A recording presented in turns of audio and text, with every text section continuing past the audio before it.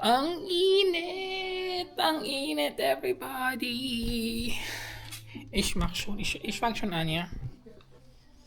Ang init, guys! Nag-start na naman uminit dito. Guys, tingnan nyo na naman. Kalat na naman ang aming terrace. Kalat na naman siya, guys. Ang daming mga... Actually, guys, dumating tong mga ano na to nung last week pa yan dumating, guys. Ayan, oh, silang lahat. Ang kalat. Nagkalat na naman sila. Uy, guys, tingnan nyo yung ating radish. Oh, di ba? Malaki na sila. And then yung pak choy natin dyan, lumalaki na din sila. Guys, magtatrabaho na naman kami. Ito yung sinabi ko the other vlog na meron kaming dapat tatrabahoin. Wow, nagkaw si RC, uy. Kainit mong kayo, guys, uy. Kasi meron tayong gagawin sa under the sun, kaya wow. Anong aura? Natatawa ako sa aura ko, guys. So ano yan? Sino ako dito ngayon? Oh, 'di ba? Sino ka dyan, RC? Meron kasi kaming Vex House, tawag siya, guys. Ipakita ko na lang dyan yung picture. Nag-decide kami na bumili ng Vex House para sa yung mga ano, guys, yung mga malalaking machine, yung pangputol ng grass. For example, ito.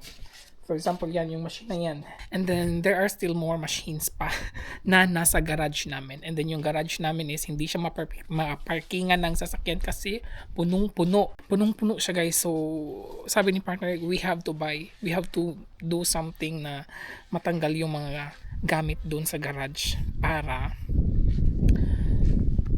maparkingan siya ng sasakyan. Look, yan yung garage. Ayan yung, guys, that's what I meant. Dito namin ilalagay yung aming Vex House. Ginawa ko yan kahapon actually.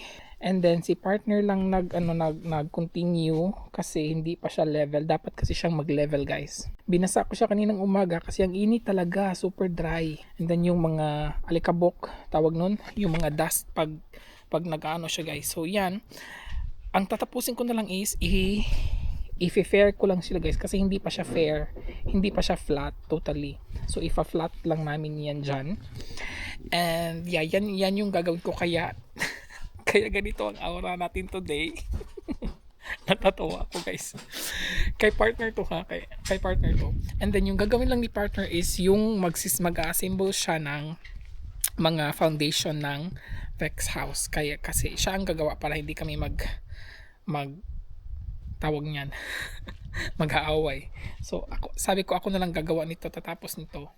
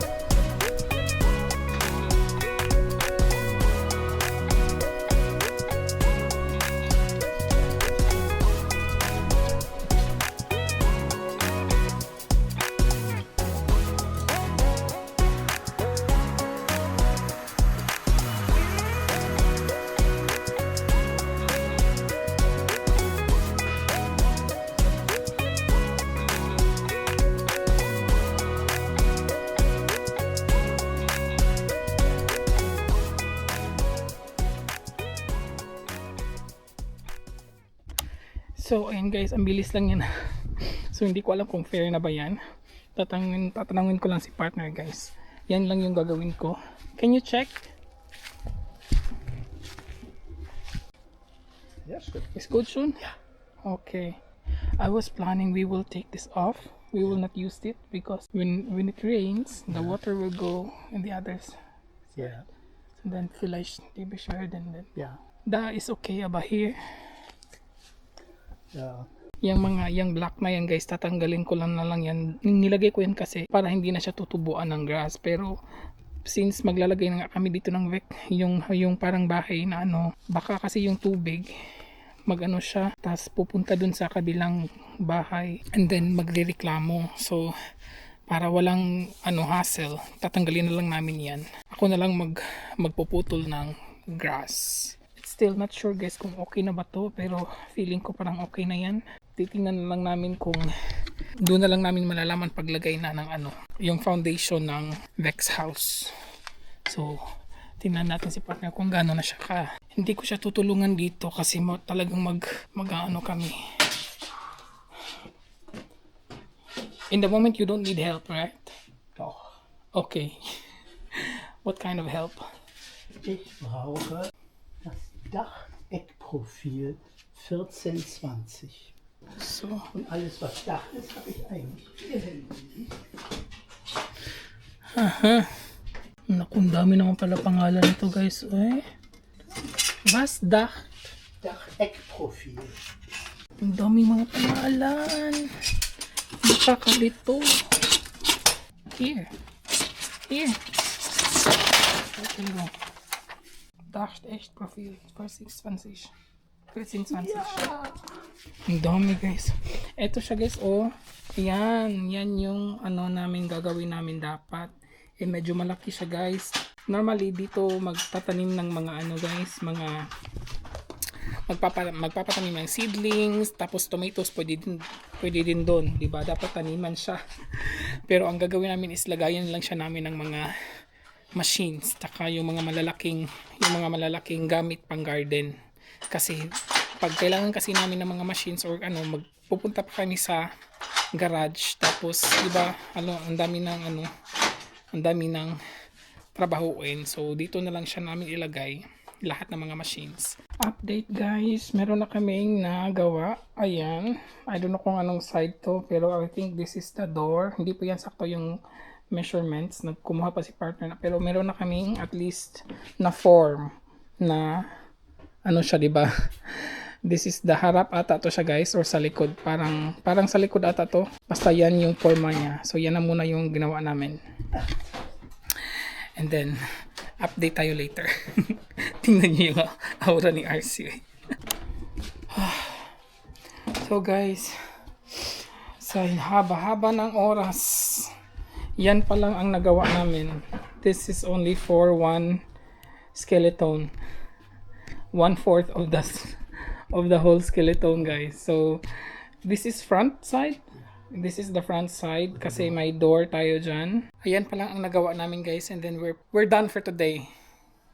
Maybe after dinner when the weather is a little bit. Yang init kasi guys, tapos lumalabas na naman yung yung kumakagat na parang langaw. Yeah, it's 5.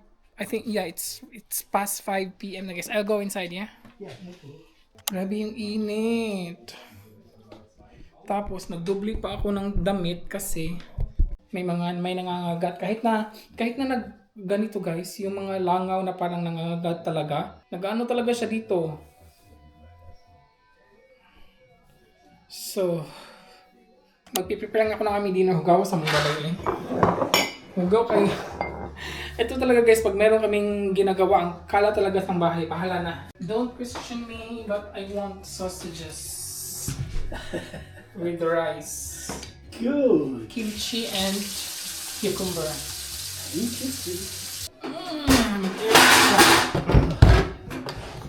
Mag-air fry lang ako ng sausages. Ito. At least magamit na natin yung spray na binili natin guys.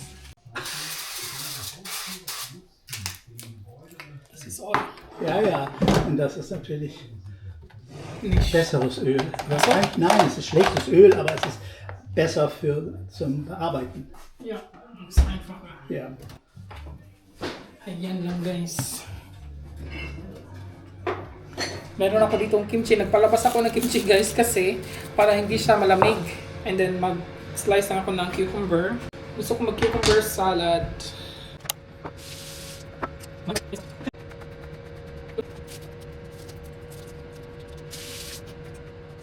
And then, gumawa ako ulit ng ano guys. Kinakurat kasi yung first na ginawa ko is ubos na. Nakagawa ako nito ng dalawa. Yung isa binigay ko kay Ann.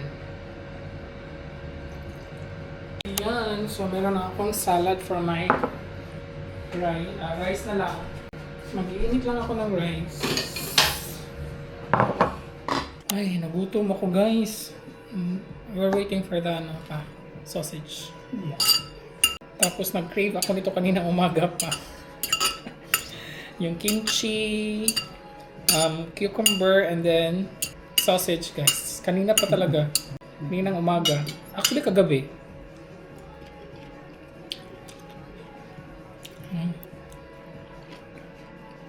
Yeah. You want kimchi?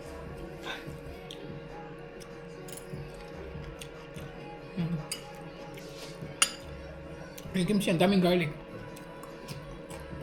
Nagutom talaga ako guys. Tagal naman ng sausage eh. 5 minutes pa guys. I think we need 3 more days to finish the Vex house guys. Everybody, yung ating Vex house guys, we thought about na 2 to 3 days lang siya matapos, but it's already a week and it's not yet finished. Kinakat-cut ko yung video lang guys kasi mga the other days hindi namin siya tinapos kasi ang init, and then umuulan siya paggabi na, panghapon umuulan siya, tapos hindi kami makapag-continue sa umaga kasi ang init, mag-start ang init dito mga 11 AM hanggang siya mag 6 PM. So pag 6 PM guys, gusto namin siyang tatrabahoin, uulan na naman. So mga 3 days yung ganun guys. So today, it's still 4 PM I guess. But ang init pa din guys. Grabe yung init oh. Tingnan nyo, nasa yung sun oh. Diba? Para pa siyang ano guys, para siyang 2 PM dito. It's like 2 PM right? Yeah, but it's like 2 PM na, it's so hot. So guys, ipakita ko. Ayan, nandito pa rin si partner. Mga ano lang yan guys. Actually guys, mga hindi na lang masyado madami yung gagawin. Kasi yung skeleton ng Vex house na to is ginawa ko na. Yun ang pinaka take time kasi mga screw. So yun ang ginawa ko. Ako lang gumawa nun. Nagpa-assist ako kay partner. Ayan na siya. Si partner ang naglagay nito guys. Naglagay nito. Kasi ano lang naman siya. Hindi naman siya mahirap ilagay kasi meron naman siyang mga ganyan oh. Meron na siyang dito lang ilalagay pag mga ganun. So yan guys, so sana matapos namin to today. I don't know then kung matatapos ba din namin siya today. Ang kulang na lang is din dito na side yung kulang. Ito yung window, tapos na yan. I mean yung paglagay ng windows is na-assemble na namin yung windows, and then yung door din na-assemble na din namin. So ang pag-install na lang. So dito lalagyan pa namin to dito guys ng ganyan oh, ganyan ng plastic para hindi siya maputik or tutubuan ng mga damo. Actually ginawa to ni partner ito, nilagay niya to kahapon lang, and then natakot kami kagabi kasi ang lakas ng ulan. Sabi namin oh my god, sabi naman siguro bukas ng umaga maghahanap tayo ng mga ganito, baka nilipad siya ng hangin, mga alam niyo yung ganun. Pero guys, hindi. Good thing na okay naman siya. And then, stable naman siya guys kasi naglagay kami ng mga ganito oh. Ano yan, mga 1/2 meter yan. Dun nilibing siya, mga half meter siya kataas. So, may tali naman yan dito each side. 1, 2, 3, 4. Hopefully stable talaga yan pag medyo malakas ang hangin dito kasi pag mahangin talaga dito guys is malakas talaga siya. Malakas talaga ang hangin dito. So yun na lang ang tatapusin namin guys. I don't know kung matatulungan ko ba si partner or siya na ang gagawa para wala na kaming ano. Then kahapon guys, ang ginawa ko na lang is nagtanggal na lang ako ng mga, tingnan niyo yung tinanggal ko. Ayan. Hindi siya dandelions guys, pero para siyang dandelions, pero ang ano talaga niya eh. Ang pangit talaga yung tingnan. Ang natanggal ko lang guys, dito lang na part, dyan lang na part, hanggang dito. Dito. Ayan oh. Dito sa 3 puno na to. Yan yung natanggalan ko. Meron pa nga natira oh. Meron pa nga hindi ko siya natanggal guys. Ito yung itsura niya. Ayan siya guys. Ganyan. Ito. Ang ano niya. Tingnan nyo, di ba? Tingnan nyo, may space na, di ba? Galing yan sa kinuhanan ko. So, ayan. Ang dami ko pang tatanggalin. Dito oh, kita ko bang, ito guys, tatanggalin ko pa yan sila. Ito yung mga malapit sa mga puno, andyan hanggang dun pa talaga sa taas. And then meron din dun sa other side ng mga puno. Kailangan ko yung tatanggalin, pero hindi siya matatapos ng 1 or 2 days. So like yesterday, hanggang dyan lang ako, dyan, dito, at saka dito lang ako nakatanggal kasi ang sakit ng kamay. Minamanual ko siyang kinukuha kasi para yung ugat talaga sa ilalim makuha din, para hindi na siya tutubo ulit. And actually pagtapos na dun, meron pa din dito oh. Ayan sila oh, mga ganyan guys. Ayan, na-accommodate nila lahat eh. Natatabunan na yung Bermuda, yung totoong grass talaga, natatabunan siya guys. So sayang din oh, dito ang dami oh talaga, tingnan nyo yan. Ayan, ang kapal na nila. Ayan, kailangan yan tatanggalin. Ang dami talaga guys. Dito nung una, dito sa side na to, wala na to sila guys kasi kinuha natin. Ito yung first na kinuna natin. So wala na yan. Pero dito oh, dito sa malapit sa ating yan, yung mga kapal na yan, dapat yan tatanggalin guys. So sana hindi mag-ano, I don't know kung magagawa ko ba din yun today kasi alimuot kaayo. Ayun, so nag-arrange pa si partner kasi tatapusin niya yung Vex house. Sana matapos talaga siya today guys kasi naano ako pag makalat yung terrace, alam nyo yun, hindi ka makakapag-relax. Gusto naming umupo like the other day, gusto naming umupo dito kasi maganda yung panahon. And then mga hapon na yun guys, gusto sana naming umupo dito pero hindi kami makupo kasi ang daming mga gamit. Ang daming mga gamit, o yan. Ayan, ito ilalagay pa to yung mga sa Vex house yan. Ito yung sinasabi ko na yung door, nagawa namin yan nung last week pa guys. Nagawa na namin yan. Then ayan yung window. So dalawang door kasi ang ilalagay. Yan yung mga complicated na inuna namin. So yung mga hindi na lang siya, yung mga madadali, yung mga ikakabit na lang, yun na yung ang gagawin ni partner. Para hindi na siya masyado mahirapan. Pero mahirap pa din guys kasi sabi niya na ano daw, pag hindi straight, pagka ano, hindi level, so hindi siya basta guys, complicated. Hey guys, pumasok kami kasi hindi kaya, it's really hot talaga. Na grabe yung ano singot. Grabe yung singot guys. Hindi pa kami umabot ng it's not even 1 hour. Grabe yung init guys. It's 4:30 PM pa. Ano na itong gagawin ni RC guys? Very madali. Very madali. Magmamadali tayo guys. Magmamadali. Anong pinagmamadali? Mag stir fry lang ako ng pak choy at saka kangkong. Iano ko sila guys.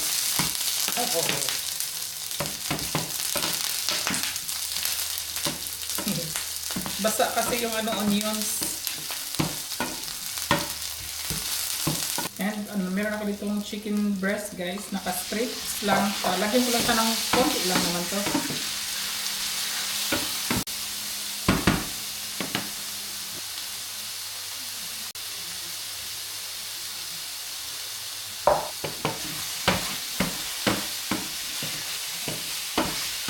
Mag-add ako ng konting soy sauce.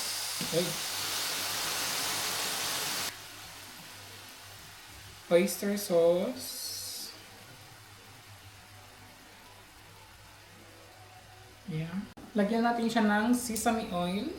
Uy, parang napadami ko ah. Lagyan pala natin siya ng konting suka. Para siyang adobo na ano.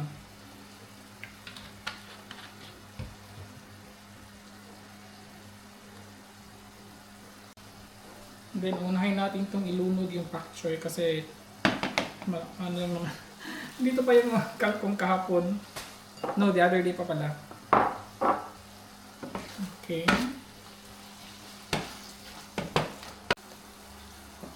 So ilagay na natin ang bilis lang, di ba? Maglagay na tayo ng pak choy. Parang hindi ko na magamit yung kangkong guys. Feeling ko sa next na yan. Ano ba yan? Takpan muna natin to guys para mag-ano yung pak choy. Yun na siya guys. I think mapapasok ko dito yung kangkong guys. i-insert natin yung kangkong. Di ba? Wala pa tayong ano. Okay lang yan. Oh. Sabi ko sa inyo eh. Painaan ko lang to para hindi mag... Yan. Pa natin ulit. Diba? Nagkasya. Oh, yun guys. Nagkasya pala siya. Uy. Luto na. Luto na to. Ayoko din namang ma-over. Parang na... Okay, hindi pala. Yung pak choy is hindi overcooked, so okay lang naman. Oh, diba? Sabi ko sa inyo eh. Ganyan lang yan. Naglagay lang ako ng asin. Konti lang kasi meron na tong salt eh. Tapos soy sauce, di ba? Black pepper. Ayan. Another mix. Oh, yan guys. Sabi ko sa inyo, ang bilis lang, di ba? Ayan, meron na tayong pak choy and kangkong na ginisa. So, tikman natin, di ba? Pangit naman pag hindi natin tiktikman. Gusto ko with chicken. Ayan. With chicken.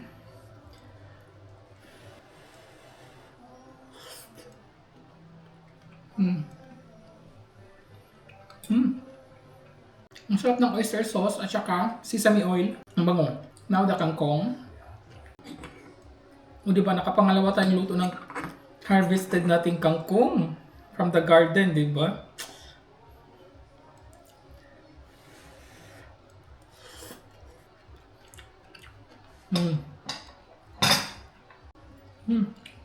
Sarap.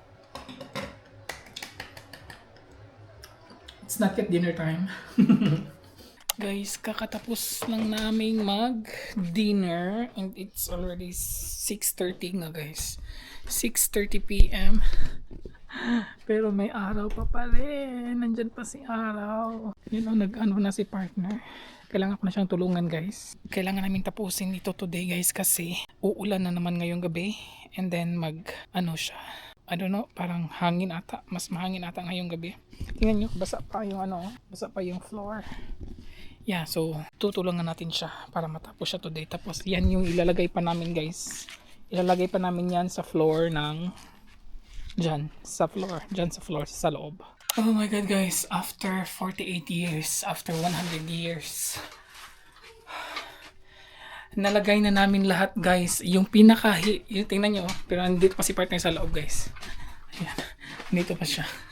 Nalagay na namin, magdikit na lang kami ng bintana and yung door niya. Pero yung door is tapos na naman yun. So, yung alam nyo kung yung anong pinakamahirap nito guys, oh, ito. Yan, tingnan nyo. Meron siyang, dapat siya ito, ayan. Oh, di ba? Tingnan nyo. Dapat siyang nakapasok dito, oh. At ang dami guys, dito pa hanggang tapos meron dito na naman sa loob dito and dito din. Tingnan nyo yan, oh, yan yung pinakamahirap guys. Pero ako ang gumawa kasi nakahanap tayo ng technique kung paano siya i-insert. Ayan, we are hoping na stable to siya. Anyways, naglagay naman kami ng tali yung 1.5 meter na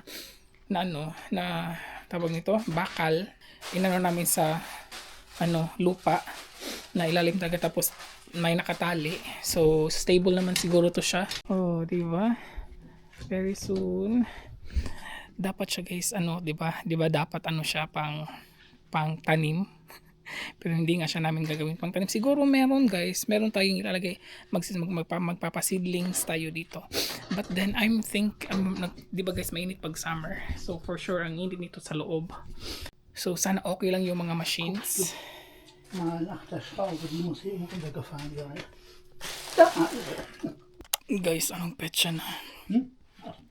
I think 9 PM na guys. 9 or at hindi pa rin kami, nagka-problema kami sa yung bintana na yun, nagka-problema kami doon.